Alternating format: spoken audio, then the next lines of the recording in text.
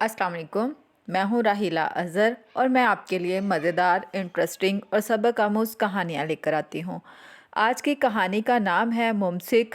इसकी राइटर हैं महमूना सदफ़। आमना खाला अम्मी जी की दूर परे की खाला थी, जिनका घर हमारे घर के पीछे ही था। अम्मी जी इनकी बड़ी मदाह और हम बहनें बड़ी कदा। न जाने कौन सा औसाफ थे जिनसे अम्मी जी की तबीयत लगा खाती थी और हम कोफत का शिकार रहती थी। जब तक अम्मी जी रोज़ का एक चक्कर इनकी तरफ ना लगा लेती, जान अलगनी पर टंगी रहती। अम्मी जी को इनकी तरफ जाने का लपका था। आमना खाला कसीरुल अयाल थी, मगर 7 अदद बेटे सब काम धंधे की बदौलत अपने अहले खाना के हमरा दुनिया के 7 बर्रे आज़मों में मुकीम थे। बस फ़ोन पर ही राब्ता रहता था। कम अज़ कम हमने अपने होश व हवास में इनमें से किसी को कभी भी पाकिस्तान की सरज़मीन पर ना देखा था। 4 अदद बेटियां थीं जो अपने अपने घरों में आबाद और खुश थीं। कभी कभार माँ से मिलने चली आती।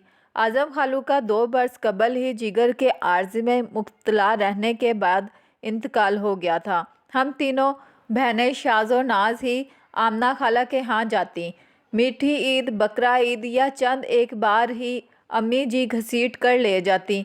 खाला का घर वसी व अर्ज रकबे पर मोहित था, मगर घर के पिछले हिस्से का सारा हिस्सा किराए पर 3 मुख्तलिफ ख़ानदानों में उठा रखा था। सामान था कि बेहद मुख्तसर।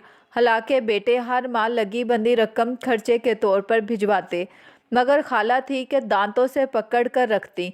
सादा से पैबंद लगे 2 जोड़ों में सर्दियां गर्मियां गुजार देती। मिलने मिलाने में बड़ी हौंस और खुश इखलाक व वाक़िया होती, मगर जहाँ रुपया खर्चने का सवाल आया, खाला फ़ौरन शूमपन पर उतर आती। खाने पर बाज़िद रोकती तो महज सालन और रोटियों पर इक्तफ़ा करवाती। बोटियां भी पूरे हिसाब की, जितने बंदे इतनी रोटियां। अगर कभी गलती से दिल दूसरी बोटी खाने का कर जाता तो दिले नादान को तसलियां देकर चुप की बुक्कल मारना पड़ती।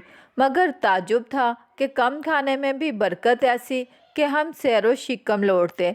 हाँ, भरे पेट भी लालच ना जाती, ये और बात थी। खाला की इस कंजूसी की बिना पर हमने इनका नाम शूम खाला रख छोड़ा था। अम्मी जी घूर कर डपट कर समझा बुझा कर थक गईं, मगर हम तीनों बाज ना आती। हाँ, एक बात ज़रूर थी, जब भी हमारा इनके यहाँ जाना हुआ, मिलने मिलाने वाली ख़वातीन का तांता बंधा रहता था और भले से कम ही, मगर खाला शूम खाना ज़रूर पेश करती। खाना खाए बगैर कोई ना जाता था इनके घर से, यूं जैसे लंगर खाना था कोई। अम्मी जी इतना भी क्या शोभदापन, इतना पैसा क्या करना है, जोड़ जोड़ कर बंदा घिसे पटे कपड़ों में फिरता रहे, मीलों का सफ़र पैदल करे, गर्मी की शिद्दत पर भी एसी ना चलाए, अनवा व अक़साम के जायकों से महरूम रहे। भला ऐसा भी क्या कब्र में लेकर जाएंगे इतना पैसा।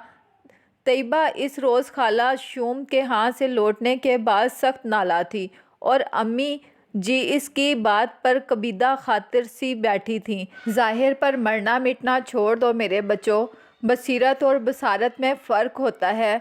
जो होता है वो नहीं दिखता और जो दिखता है वो नज़र का धोखा भी हो सकता है। अम्मी जी गंजे रवा हैं इनके पास, ये तो आप मानती हैं ना।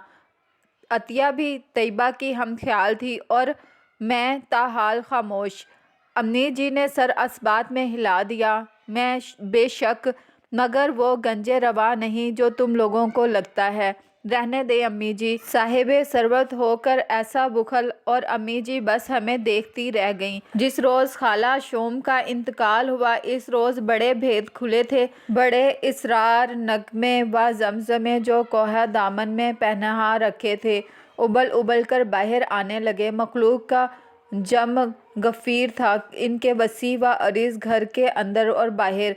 और ये बड़ा जनाजा सब लोग वो थे जिनके घरों के चूल्हे खाला शूम के दम से अल्लाह चलाता था। हज़ारों की सरपरस्त बनी बैठी थी वो, गुदड़ी पोश, और हज़ारों के वजीफ़े मुकर्रर कर रखे थे। वो सब ज़ारो कतार रोते और उन्हें दुआएं देते ना थकते। हम तीनों बहनें दम बखुद थीं।